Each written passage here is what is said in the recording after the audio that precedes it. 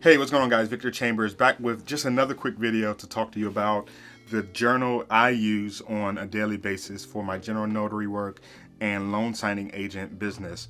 It is the modern journal of notarial events. Now, if you watch my What's in My Notary Bag video, I talked about how I have used an electronic journal in the past. That was Notary Act. I have not been using that app, although I think it's great. I have not been using it.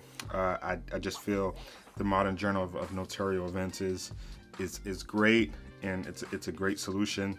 I know there are other solutions out there that you can get from the National Notary Association, and there's other types of journals I'm sure that you can find on Amazon and in other places. But I specifically like this particular journal for a couple reasons. One is that when I first started doing loan signings, I was using, I believe it was a journal I got from the NNA or some other notary journal. And in that particular journal, for every signer and every document you were notarizing, you had to actually write in the document, write information about the document.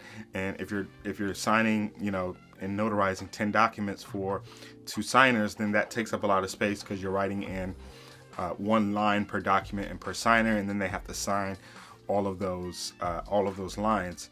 So that's very cumbersome, and it definitely lengthens the amount of time your signing takes when you have to write all of that in and do that type of thing. It just became very, very cumbersome, a lot to maintain, and just not scalable in my opinion. So I looked into the modern journal of notarial events because I heard it actually provides a single line where you can check off the documents and the type of notarization that was being done, as well as gives a single line for each signer to sign off on. And so I just thought that was great. And these are the kinds of things that you kind of don't appreciate and don't learn until you actually start doing signings, and you kind of get a sense for what the workflow is like at an actual signing. But this journal is great. I'll throw up some B-roll to show you kind of how the journal is laid out a bit. Obviously, I have private and confidential information in here, so I won't show any of that. But it's really great. It has a section that captures dates and fees. You have a section where it has a description of the documents or the proceedings, and it lists pretty much almost all the different types of loan documents that are in a loan package, like a compliance agreement, a correction agreement, E&O, occupancy affidavit, ownership affidavit, the mortgage deed, signature name affidavit, survey affidavit, wills, trusts, vehicle title stuff. So there's a lot of documents in here, and then you can check off whether it's an acknowledgement or a jurat. You have, where you could put the signer's name and address. You can capture their form of identification, whether it was a driver's license or passport or some other, and then you can have them sign. There's also a column where you can put their fingerprint, but a lot of people, especially in states where it's not required, are not doing fingerprints these days because of the pandemic. So, but I think it's great. It's worked well for me. The only thing I would say about it is that this, the way it's bound, with this kind of format, can be a bit annoying because you have to open it and lay it out, and it's kind of big, So that's a bit annoying, especially when you're signing in small or tight spaces. For example, yesterday I did a signing on a coffee table in the middle of someone's living room, and it was a small coffee table, and we could barely fit the docs on the coffee table. And so I had to, and I was sitting on the sofa, I had to kind of have the journal off to the side on the sofa, and it kept falling, and it was just a bit annoying. Not the end of the world, but just little things like that. I wish it was actually spiral bound, so I could actually open it and fold it under, or fold it back. That would be great. I actually heard or saw someone who did that. I think they took it to FedEx or somewhere, and they had them cut off this part, or cut off this part, and then spiral bind it. And that seems to be a pretty interesting solution. So I might actually look into that, but we'll see. But so far, I really like this journal. Like I said, I know there's other journals out there that you can find on Amazon. I think Mr. Griff mentioned the Integrity Journal, which is like a single view journal, for signing that helps keep people information private. I haven't looked into that one, so I don't know anything about it, but it sounds really great. In addition to, or along with the Modern Journal of Notarial Events, something I also purchased or picked up is what's called these Notary privacy guards. And the way this works is these privacy guards fit nicely over the pages on each side of the journal. And I'll put maybe some shots of that in here as well.